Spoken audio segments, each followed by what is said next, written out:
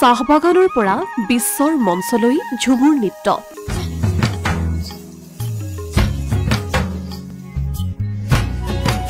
সৰুসজাই ষ্টেডিয়ামত একেলগে ৮,০০০ নৃত্যশিল্পীয়ে প্ৰদৰ্শন কৰিব ঝুমুৰ।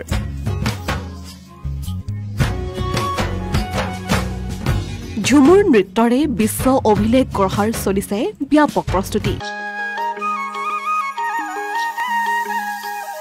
২৪ ফেব্ৰুৱাৰীত গুৱাহাটীৰ সৰুসজাই ষ্টেডিয়ামত প্ৰধানমন্ত্ৰী নৰেন্দ্ৰ মোদীৰ উপস্থিতিত প্ৰদৰ্শিত হ'ব মেগা ঝুমুৰ নৃত্য।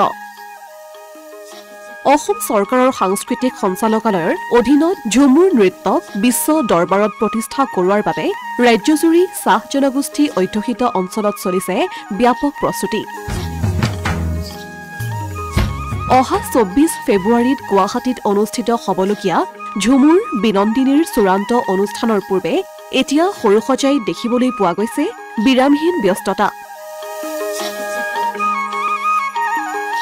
অসমৰ চাহৰ ২০০ বছৰীয়া চহকী ঐতিহ্য উদযাপন কৰিবলৈ পূৰ্ণ পৰ্যায়ত চলিছে প্ৰস্তুতি।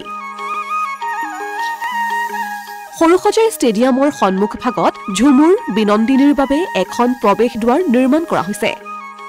থলুৱা বাঁহ বেতেৰে নিৰ্মাণ কৰা হৈছে এই প্ৰৱেশ দুৱাৰখন। ইফালে ঝুমুৰ বিনন্দিনীত অংশগ্ৰহণ কৰিব লগা ৰাজ্যৰ ভিন্ন প্ৰান্তৰ শিল্পীসকল একেলগ হৈ ২০ ফেব্ৰুৱাৰীৰ পৰা চূড়ান্ত অনুশীলন আৰম্ভ কৰিব সৰুসজাই ষ্টেডিয়ামত। ১৯ ফেব্ৰুৱাৰীৰ পৰাই এই চূড়ান্ত অনুশীলন আৰম্ভ হোৱাৰ কথা আছিল, কিন্তু বিশেষ কাৰণবশতঃ ২০ ফেব্ৰুৱাৰীৰ পৰা আৰম্ভ হ'ব মেগা ৰিহাৰ্চেল। ইতিমধ্যে ২৪ ফেব্ৰুৱাৰীৰ ঝুমুৰ বিনন্দিনী অনুষ্ঠানৰ প্ৰৱেশ পত্ৰও প্ৰদান কৰি থকা হৈছে সৰুসজাই ষ্টেডিয়ামত।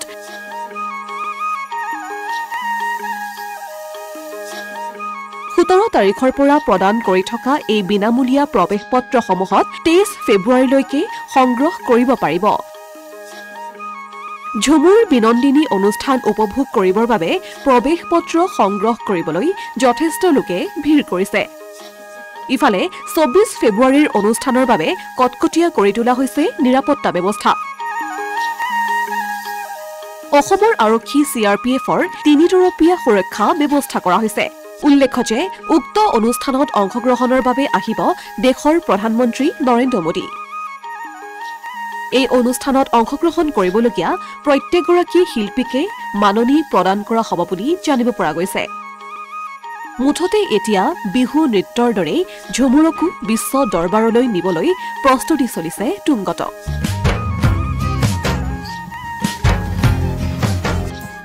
Asomiya Pratidin digital desk.